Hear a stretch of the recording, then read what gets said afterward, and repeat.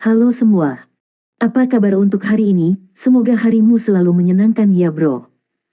Selamat datang di channel YouTube saya. Tolong dibantu subscribe, like dan share ya, supaya saya terus semangat bikin kontennya. Wakakakak.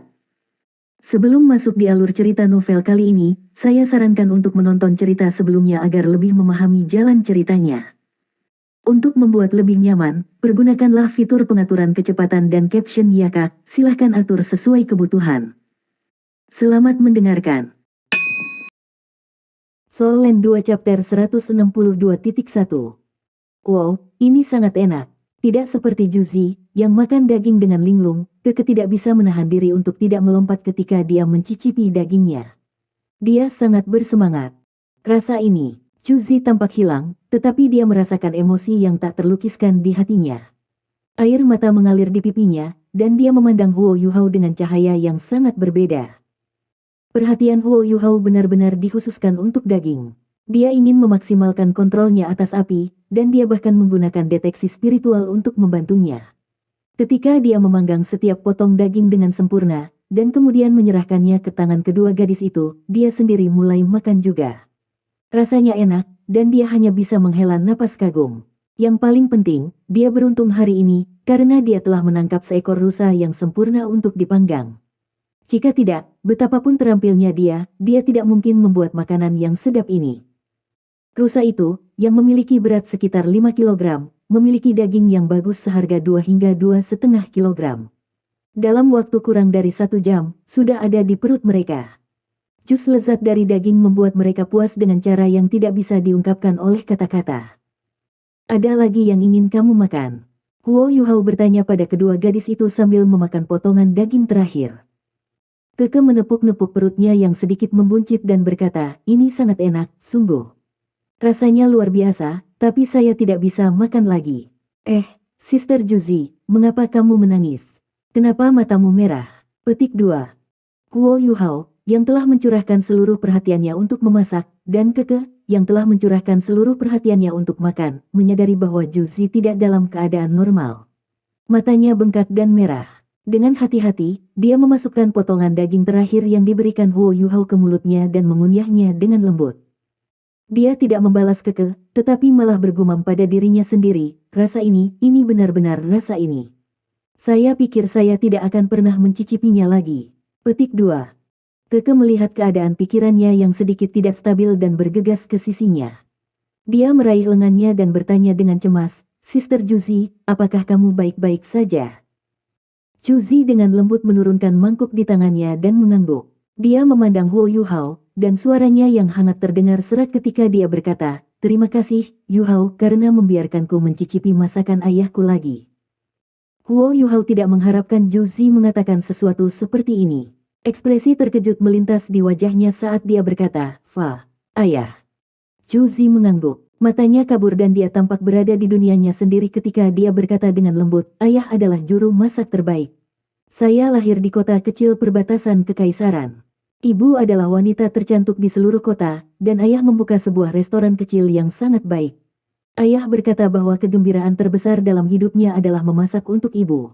Makananmu terasa seperti milik ayahku. Meskipun saya belum mencicipinya dalam 1 dekade, saya tidak akan pernah melupakannya. Petik 2. Sebuah dekade. Huo Yuhao menatap Juzi. Matanya begitu hangat dan manis. Mereka juga dipenuhi kerinduan dan kekaguman pada ayahnya. Tampilan ini sangat mengejutkannya. Dalam ingatannya, dia tidak pernah memiliki ayah. Duka kini memenuhi mata Juzi. Air mata besar mulai bergulir saat dia melanjutkan, perang menghancurkan keluarga saya. Ayah dipaksa secara wajib militer, dan ia tewas dalam perang melawan kekaisaran bintang Luo. Ibu sangat sedih dan jatuh sakit parah. 3 tahun kemudian, dia meninggal juga. Karenanya, sepertimu, aku juga yatim piatu. Petik 2. Perasaan yang tak terlukiskan melanda Huo Yuhao. Menghadapi gadis ini, yang berbagi nasib yang sama dengannya, dia tiba-tiba memiliki keinginan untuk memeluknya. Dia kehilangan ayah dan ibunya, dan menjadi yatim seperti dia. Tidak heran dia memperlakukannya secara berbeda setelah dia menemukan bahwa dia juga yatim. Namun, dia tidak tahu bagaimana menghibur Juzi. Hatinya dipenuhi dengan kesedihan yang intens. Dia memikirkan ibunya, yang telah membesarkannya dengan banyak kesulitan, dan ayahnya, yang dia benci. Pada saat ini, dia juga diliputi oleh emosi. Keke berdiri dan berbicara dengan suara keras, dengan kedua tangan di pinggulnya, apa yang kalian lakukan? Jangan sedih. Semua hal itu ada di masa lalu. Semakin Anda memikirkannya, Anda akan semakin sedih. Lihat ke depan, dan jangan berkubang dalam kesedihan Anda. Ada banyak hal yang lebih baik menunggu kita, bukan? Petik 2. Melihatnya, suasana berat tiba-tiba berubah. Huo Yuhao dan Zhu Zi keduanya tertegun. Kemudian, mereka tidak bisa menahan tawa. Keke bingung ketika dia berkata, apakah aku itu lucu? Saudari Zhu Zi, tidakkah Anda merasa malu menangis dan tertawa pada saat yang sama? Petik 2. Zhu Zi berdiri dan menarik sikunya. Dia berkata, ini belum pagi, mari kita istirahat. Kita harus beristirahat dengan baik jika kita ingin memasuki pegunungan besok. Petik 2. Ketika dia mengatakan itu, dia menarik Keke ke tendanya. Setelah beberapa langkah, dia tiba-tiba berhenti dan berbalik untuk melihat Huo Yuhao. Dia berkata, di masa depan, Anda akan bertanggung jawab atas makanan kami. Dengan itu, dia tersenyum padanya. Ketika dia melihat senyum itu, dia merasa bahwa ketegangan di antara mereka telah berkurang. Jarak yang mereka jaga satu sama lain di sekolah telah hilang. Senyumnya memang indah, pikir Huo Yuhao. Namun, sosok lain memenuhi hatinya. Dia tidak bisa menahan diri untuk bergumam pada dirinya sendiri, pakaian cahaya, Wang Dong, itu benar-benar. Malam itu sunyi. Tanda hubung. Di pagi hari, ketika Zhu Zi dan Keke bangun, Huo Yuhao sudah membuat sarapan. Karena latihan fajarnya, ia akan bangun lebih awal dari yang lain. Semua orang yang hadir adalah guru jiwa, dan mereka semua merasa diremajakan setelah istirahat malam yang baik. Zhu Zi sangat riang gembira. Wajahnya yang halus memiliki warna merah muda, membuat keinginan untuk menggigitnya hampir tak tertahankan. Dia seperti buah persik yang manis dan berair. Huo Yuhao membuat sarapan sederhana. Sup, roti panggang, dan beberapa daging sederhana. Dia membawa semua bahan sendiri. Namun, meskipun kesederhanaannya, hati Zhu Zi berpacu dengan setiap gigitan. Dia tidak mengatakannya, tapi dia bermimpi tentang ayahnya semalam. Hampir seperti ayahnya membujuknya untuk tidur. Meskipun dia tidak berlatih sebelumnya, itu adalah salah satu malam tidur terbaik yang pernah dia alami. Bahkan Keke merasa ada yang tidak beres dengan Zhu Zi. Saat sarapan, dia mencuri pandang ke Huo Yuhao. Setiap kali dia menatapnya, tatapannya akan menjadi lebih hangat. Seolah-olah dia telah menemukan belahan jiwanya. Huo Yuhao memperhatikan ini juga. Tidak seperti Keke, dia merasa bahwa Zhu Zi sekarang memandangnya sebagai ayahnya. Dia merasa seperti sedang berbaring di atas paku. Zhu Zi lebih tua darinya setidaknya 4 atau 5 tahun. Setelah sarapan, mereka melanjutkan perjalanan. Kali ini, mereka tidak melanjutkan dengan alat jiwa tipe terbang. Langit di atas tempat berkumpulnya makhluk-makhluk buas jiwa berada di luar batas. Kecuali seseorang memiliki keinginan mati, atau sangat percaya diri dengan kemampuannya, tidak ada yang akan mencoba untuk terbang. Pada saat ini, Huo Yuhao akhirnya melihat alat jiwa yang mereka rencanakan untuk bereksperimen. Itu adalah barang yang terlihat sangat aneh. Itu berbentuk seperti bola dengan diameter 2 meter. Di dalam, ada 3 kursi, 1 di depan dan 2 di belakang. Bola itu tertutup rapat, tetapi ada jendela yang terbuat dari kristal di bagian depan, belakang, dan kedua sisinya yang bisa dilihat orang. Di bagian bawah bola, ada 6 kaki logam. Setiap kaki dibagi menjadi 3 segmen. Segmen terakhir sangat tajam, dan dapat dengan mudah terjebak ke tanah. Segmen kedua mengangkat alat ke atas, dan segmen pertama menghubungkan kaki ke bola. Itu terlihat sangat aneh. Apa ini? Huo Yuhao bertanya dengan heran. Ini adalah pertama kalinya dia melihat sesuatu seperti ini. Zhu Zi berkata, Guru Xuan menamakannya alat jiwa eksplorasi segala medan. Anda melihat 6 kakinya. Kita bisa duduk di dalam bola, dan dengan susunan formasi, kita bisa mengendalikannya. Bola terbentuk dari logam dengan kepadatan tinggi, dan dapat menahan serangan dari guru jiwa kelas 6 dan di bawahnya. Pada saat yang sama, bola bisa membiarkan kita melepaskan alat jiwa pelindung kita. Saat ini, perlengkapan pelindungnya adalah grade 5. Keke dan aku bisa mengendalikannya. Lebih jauh lagi, itu bisa menutup energi kehidupan kita. Selama kita duduk di dalam, kita tidak perlu takut binatang buas merasakan energi kita. Itu dapat beradaptasi dengan skenario yang berbeda. Misalnya, jika kita menghadapi bahaya di gunung, ia dapat menarik kakinya dan melepaskan lapisan karet tebal, berguling ke bawah sambil melindungi kita. Bola disegel, tetapi jika perlu, tidak akan ada masalah jika jatuh ke air. Alat jiwa eksplorasi semua medan menekankan energi kehidupan. Karena itu, zirahnya sangat tebal, tetapi juga menguras kekuatan jiwa dengan cepat. Dengan kultivasi saya dapat mengendalikannya selama 1 jam sebelum saya perlu bermeditasi untuk mendapatkan kembali kekuatan jiwaku. Namun, jika kami bertiga bergiliran mengendalikannya, itu bisa bertahan lebih lama. Petik 2. Huo Yuhao tertegun. Ini adalah pertama kalinya dia melihat alat jiwa yang bisa ditampung manusia. Sementara itu hanya alat eksplorasi, bagaimana jika meriam jiwa ditambahkan ke dalamnya? Itu tidak akan terlalu sulit. Penjelasan Juzi sangat rinci. Yuhao, jangan meremehkan alat jiwa ini. Lebih tepatnya, dapat dikatakan merupakan penggabungan dari banyak alat jiwa. Untuk penelitian itu, Akademi Teknik Kekaisaran Sun Moon Imperial membutuhkan waktu 30 tahun, ketika kami mencoba untuk mencocokkan berbagai susunan formasi dan selanjutnya memperbaikinya. Hanya dalam 2 tahun terakhir kita mencapai sesuatu yang signifikan.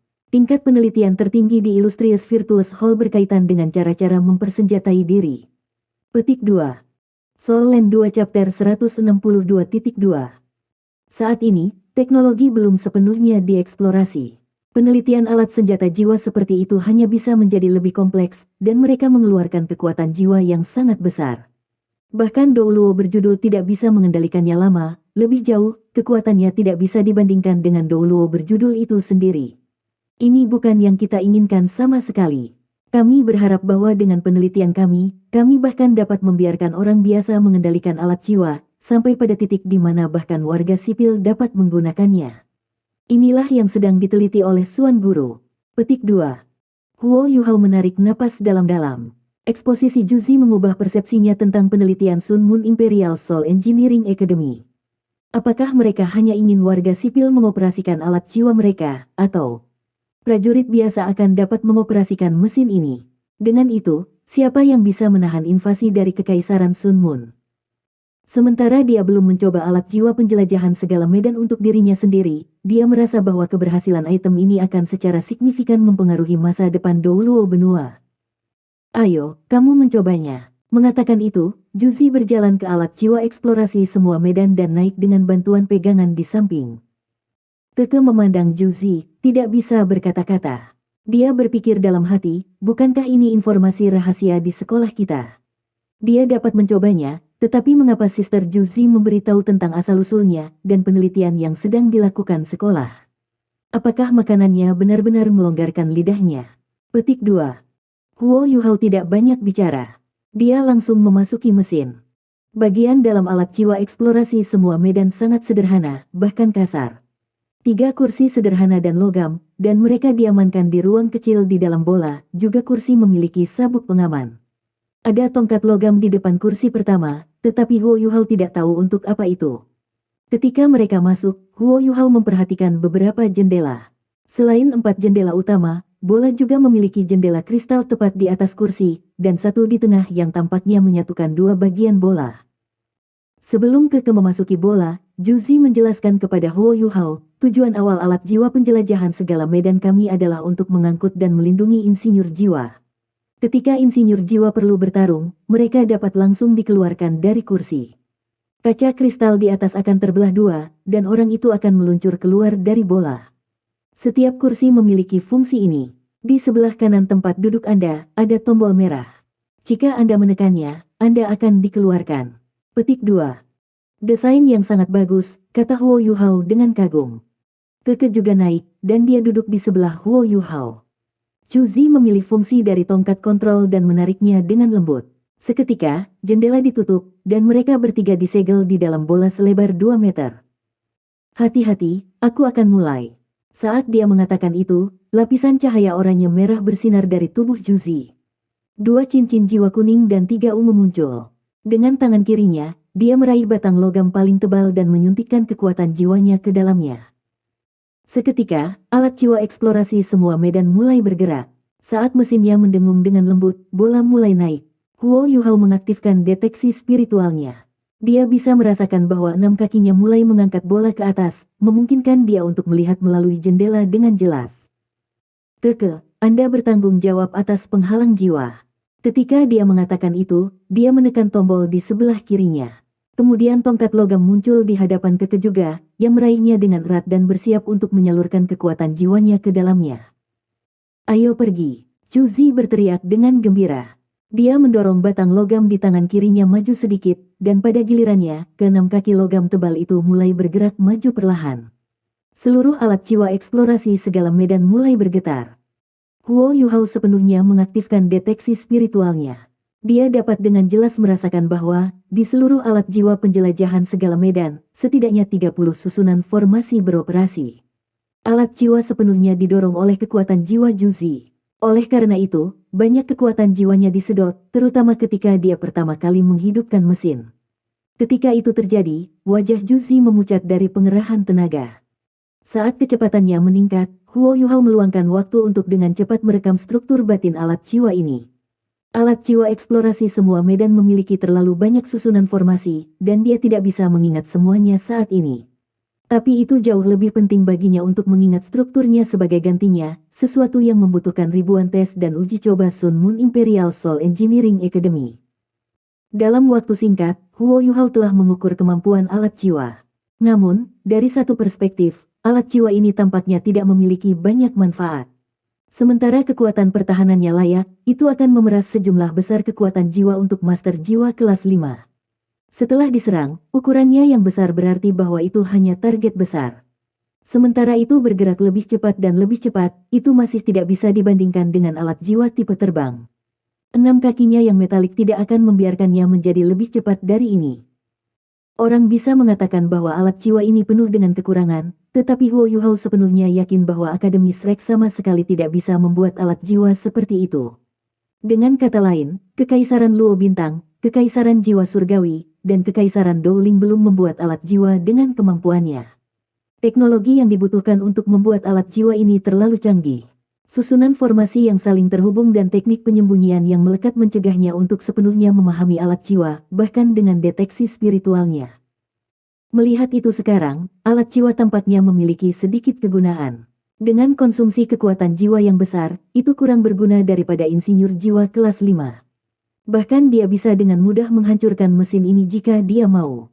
Namun, bagaimana jika suatu hari Kekaisaran Sun Moon menemukan pengganti sumber kekuatan jiwa? Bagaimana jika sumber baru dapat mendukung meriam jiwa? Bagaimana situasinya nanti? Sulit dibayangkan, tetapi bagaimana jika itu menjadi senjata utama dari semua perang? Bagaimana tidak berguna tentara biasa di sebelahnya? Hanya dalam waktu singkat pikiran dan kemungkinan yang tak terhitung melintas di benak Huo Yuhao. Dampak dari alat jiwa ini memang luar biasa. Dia secara implisit mengerti bahwa sementara Xuan Ziwen tidak memiliki silabus pengajaran yang terdefinisi dengan baik, bahwa dia tidak terlalu dijaga terhadap Huo Yuhao karena dia membiarkannya mengambil bagian dalam percobaan ini dengan Juzi dan Keke. Namun, dia mengerti maksud Xuan Ziwen juga. Jika dia bisa menggabungkan Suge Divine Crossbow dengan alat jiwa eksplorasi semua medan, maka itu akan memiliki potensi ofensif. Sementara itu akan membutuhkan prosedur persiapan yang kompleks, setidaknya bisa memberikan kemampuan menyerang. Penelitian ini akan secara signifikan meningkatkan alat jiwa ini. Sementara alat jiwa stasioner dapat ditempatkan di atasnya, dari pemahaman Huo Yuhao tentang alat stasioner, hampir semua proyektil yang ditembakkan oleh alat jiwa stasioner didorong oleh susunan formasi. Sementara formasi pengumpulan energi pasti bisa mengumpulkan sejumlah energi, masih diperlukan energi jiwa untuk beroperasi. Dibandingkan dengan Suge Divine Crossbow, yang mekanis, alat jiwa terkonsentrasi jauh berbeda. Sederhananya, jika kerja internal Suge Divine Crossbow ditanamkan ke dalam alat jiwa eksplorasi semua medan, itu akan mengurangi konsumsi energi secara keseluruhan. Inilah yang paling diinginkan Xuan Ziwen. Secara alami, Huo Yuhao tidak akan memberinya rahasia mekanis Suge Divine Crossbow. Dengan tingkat teknologi saat ini dan penelitian di belakang Kekaisaran Bulan Matahari, jika dia membantu mereka dengan membocorkan rahasia Suge Divine Crossbow, maka 3 negara lainnya akan berada dalam masalah besar. Chuzi tidak tahu apa yang dipikirkan Huo Yuhao, sebagian karena dia memberikan semua perhatiannya untuk mengendalikan alat jiwa eksplorasi semua medan. Saat dia mengeluarkan kekuatan jiwanya, dia juga harus menyesuaikan sesuai dengan jenis medan. Di dalam bola yang disegel, itu memang tidak nyaman. Masalah utama adalah kegoyahannya. Sementara alat jiwa penjelajahan semua medan relatif tahan goncangan, jalannya tidak mulus sama sekali. Di kursi keras, gerakannya sangat tidak nyaman. Setelah 15 menit, Juzi harus berhenti untuk beristirahat. Akhirnya, mereka tiba di salah satu cabang terpencil pegunungan Jingyang. Ke depan, mereka akan mendaki gunung. Kuo Yuhao membuat beberapa perhitungan cepat, dan dia menyadari bahwa sejak alat jiwa eksplorasi semua medan mulai beroperasi, kecepatannya hampir secepat kecepatan lari tertinggi. Yuhao, bagikan perasaanmu. Chuzi, yang tampak pucat, menoleh untuk melihat Huo Yuhao. Dia bertukar posisi dengan Keke, yang sedang menjalani uji coba sekarang. Huo Yuhao memikirkannya sebentar dan berkata, canggung dan kurang gesit. Saya merasa bahwa apa yang kita lihat sekarang adalah hasil dari bahan-bahannya. Untuk alat yang sedemikian besar, itu cukup menakjubkan sehingga Anda bisa membuatnya bergerak dengan kecepatan tinggi hanya dengan kekuatan jiwa Anda. Jika dibandingkan dengan alat jiwa biasa, yang hanya bisa menyerang atau hanya bertahan, itu sudah sangat rumit. Saya akan mengatakan bahwa itu adalah alat jiwa kelas 8 dalam hal kompleksitas, tetapi dalam hal kegunaan itu biasa saja. Petik 2. Chuzi mengangguk dan berkata, itu benar, masih penuh masalah, dan yang bisa kita lakukan adalah terus memperbaikinya. Dengan kemajuan kami saat ini, itu akan sementara sebelum kami memperbaikinya lebih lanjut. Saat ini, ada beberapa orang di Kekaisaran yang percaya bahwa kita harus mencurahkan lebih banyak energi untuk alat-alat jiwa yang diam. Lagi pula, mereka sudah bisa dioperasikan oleh master jiwa tingkat rendah, dan mereka memiliki kemampuan ofensif yang sangat kuat. Selain itu, biaya yang dikeluarkan untuk produksi alat jiwa seperti ini sangat ekstrim. Petik 2. Soul Land 2 Chapter 162.3. Kamu tidak tahu ini, tetapi meskipun mesin ini terlihat canggung, setiap persendiannya memiliki susunan formasi yang berbeda.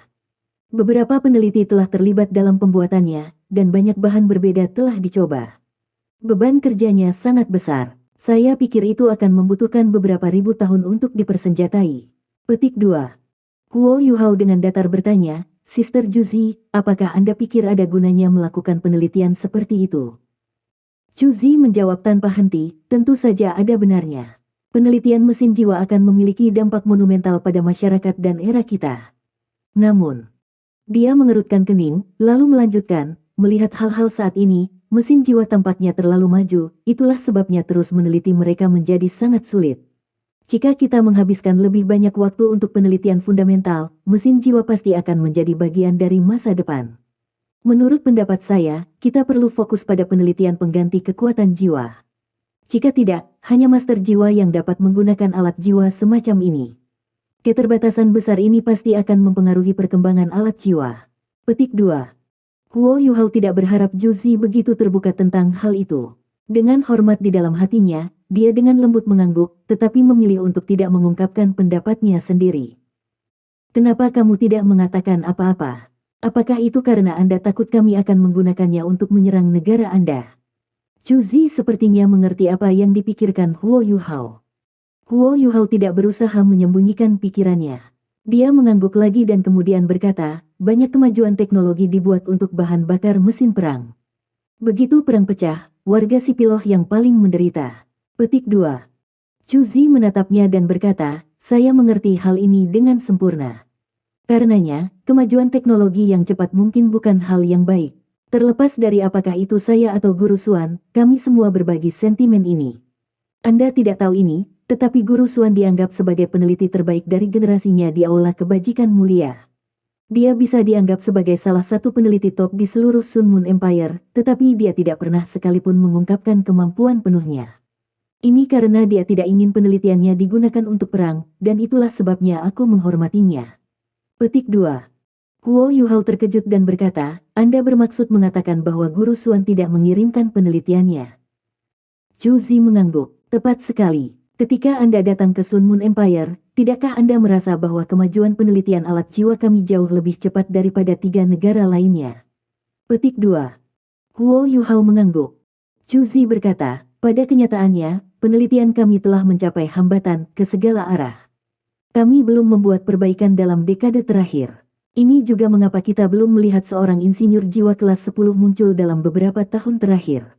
Ditambah dengan kekacauan terus-menerus dalam keluarga kekaisaran, yang mengakibatkan kelas penguasa tidak memiliki arah yang tepat, penelitian kami tentang alat-alat jiwa secara alami berhenti. Bertahun-tahun yang lalu, kekaisaran bulan matahari dikalahkan oleh 3 negara lain dari benua Douluo, yang menyebabkan benua matahari bulan dicopot dari namanya. Karena itu, kekaisaran mencurahkan seluruh energinya untuk mengembangkan alat jiwa untuk jangka waktu tertentu. Kemajuan kami adalah yang tercepat saat itu, hanya dalam 1000 tahun, kemajuan kita dalam alat jiwa dan semua aspek teknologi melampaui kemajuan kerajaan lainnya. Namun, kehadiran para master jiwa membuat kami terkendali, jadi kami tidak berani bertindak sembarangan. Namun, setelah pengembangan alat jiwa, negara ini mengalami kemajuan juga. Dengan demikian, keluarga kekaisaran mulai percaya bahwa pertahanan negara kami memadai, dan bahwa kami cukup kuat untuk bersaing untuk supremasi di benua itu. Oleh karena itu, kebijakan resmi keluarga kekaisaran mulai berubah, hedonisme memerintah, dan ketimpangan pendapatan di seluruh kekaisaran melebar. Konflik mulai meletus antara si kaya dan si miskin, terutama dalam beberapa dekade terakhir. Rakyat biasa telah kerusuhan beberapa kali sekarang. Apakah Anda tahu apa pilihan terbaik untuk kelas penguasa sekarang? Petik 2. Jika Juzi menanyakan Huo Yuhao pertanyaan yang sama 2 tahun yang lalu, dia hanya akan bisa menunjukkan ekspresi kebingungan padanya. Namun, Ultimate Soldier Plan telah membuatnya memperoleh sedikit pengetahuan selama 2 tahun terakhir, termasuk pengetahuan yang berkaitan dengan politik dan sejarah benua. Perang akan bisa menyelesaikan semua konflik kekaisaran. Setelah invasi, kekaisaran bisa menyelesaikan semua sumber konflik. Perang akan membuat negara mendapatkan lebih banyak tanah, yang pada gilirannya akan memperkaya lebih banyak orang. Kelas bawah bisa menjadi kaya dan aristokrat melalui perang, sementara konflik sosial sebagian akan diselesaikan karena itu. Paling tidak akan ada kerusuhan skala besar. Petik 2. Keke terlihat sangat bingung, tetapi Juzi menatap Huo Yuhao dan sedikit tersenyum. Dia kemudian mengatakan sesuatu yang menyebabkan rambut di punggung Huo Yuhao segera berdiri. Kamu tampak seperti mata-mata, meskipun yang tidak sepenuhnya memenuhi syarat. Ekspresi terkejut melintas di mata Huo Yuhao, tapi dia segera kembali normal dan berkata dengan jelas, sebagai siswa pertukaran dari Shrek Academy, aku tidak diterima sejak awal, kan? Tapi jangan khawatir, saya bukan mata-mata, saya juga tidak melayani negara manapun. Namun, jika memungkinkan, saya ingin mencegah terjadinya perang. Petik 2. Juzi tersenyum dan berkata, Yuhao, apakah kamu tahu apa tujuan hidupku? Huo Yuhao menggelengkan kepalanya. Mata Juzi menyipit ketika dia melihat keluar dari salah satu jendela dan bergumam, aku benci perang, saya membencinya. Namun, aku harus membalaskan dendam ayahku untuk menginjak-injak kerajaan bintang Luo di bawah kakiku. Itulah alasan keberadaan saya. Saat ini, matanya yang biasanya hangat memegang tatapan sedingin es. Seolah-olah dia menaruh kacamata di hatinya.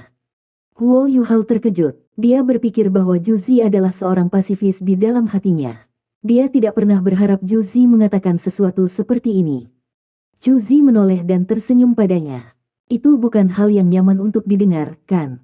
Saya tahu bahwa Anda adalah warga kekaisaran bintang Luo, jadi saya harap saya tidak melihat Anda di medan perang di masa depan. Ayo pergi, Keke. Petik 2. Mengikuti kata-kata Juzi, atmosfer dalam alat jiwa eksplorasi semua medan menjadi khusyuk. Bola mulai bergerak ke depan, sementara Juzi sudah memejamkan mata dan tampaknya sedang bermeditasi. Huo Yuhao duduk di sana dan menatapnya dengan tenang. Hatinya berat. Juzi membuatnya tidak nyaman. Meskipun dia hanya seorang insinyur jiwa kelas 5, Huo Yuhao telah mendengar beberapa hal berbeda dari kata-katanya yang bukan sesuatu yang bisa dipikirkan oleh seorang insinyur jiwa yang hanya terlibat dalam penelitian. Apa yang dia sembunyikan di dalam hatinya? Bunuh dia. Tiba-tiba, rasa bahaya yang tidak diketahui melintas di hati Huo Yuhao dan memanifestasikan dirinya menjadi keinginan untuk membunuh. Dia tiba-tiba merasa bahwa, di masa depan, gadis muda yang hangat dan cantik di depannya akan menjadi musuh yang kuat dan mengancam. Dia hanya melihat sebagian kecil dari hatinya, tapi itu cukup mengejutkannya. Gadis ini lebih baik menyembunyikan diri daripada dirinya. Namun, bisakah dia benar-benar melakukannya? Tidak, dia tidak bisa. Dia tidak bisa melupakan kesedihan yang dipegang matanya ketika dia mengucapkan kata ayah. Dia tidak tega melakukannya. Jika Anda memiliki mentalitas seperti ini, mengapa Anda memberitahu saya begitu banyak? Huo Yuhao akhirnya bertanya. Cahaya hangat tiba-tiba menyebar darinya, memisahkan Keke dari mereka. Itu dari alat jiwa kedap suara. Anehnya, Keke tampaknya tidak menyadari. Chu Zi menoleh, tersenyum dan berkata kepada Huo Yuhao, hatimu masih muda, Anda tidak memiliki kemampuan untuk menjadi lawan saya.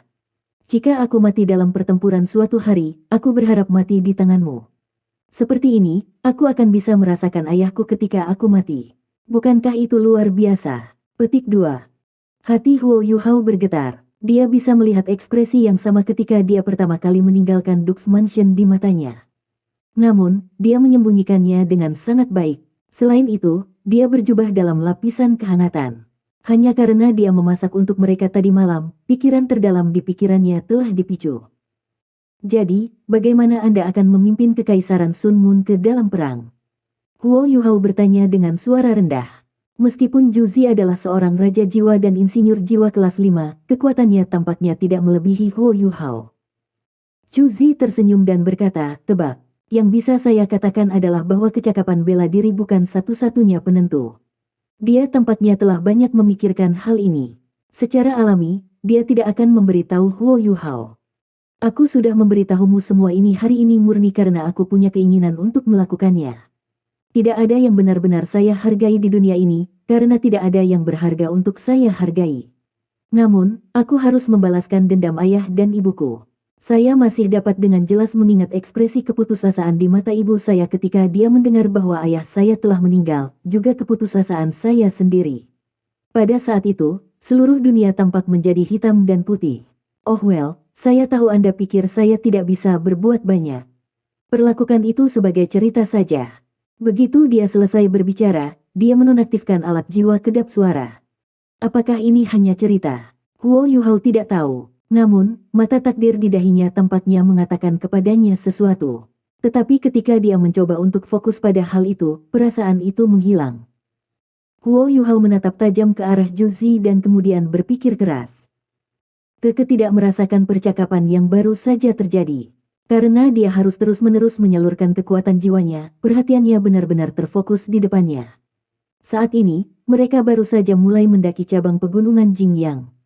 Beberapa kaki bola membuktikan kegunaannya di sini. Sementara itu masih bergetar, itu tidak melambat sama sekali.